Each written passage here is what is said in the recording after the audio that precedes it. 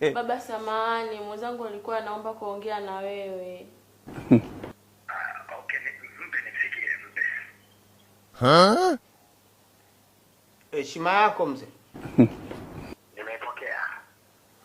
Sana. Kwanza awali ya yote ujio wa mwanao nimeupokea. Naomba tu nikwambie, hii mimba hatukupanga sisi. Yaani kama ajali tu tuseme tokea. Kwa hiyo nilikuwa naomba kila mtu akakae kwa baba yake. Kama huduma nitatoa. Inamaanisha kwamba mtoto akizaliwa mimi ndo nilee?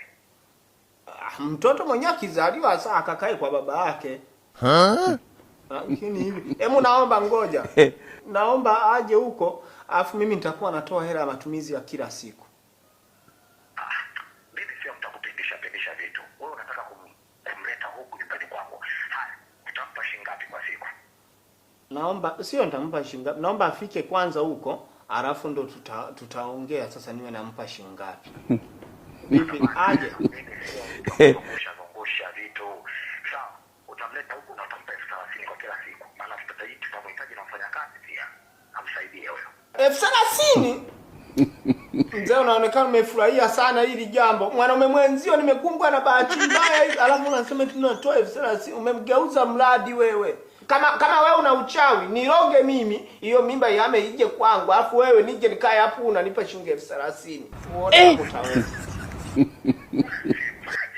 Unasema bwana tamaa tu. Hii mimba na iliingiaje?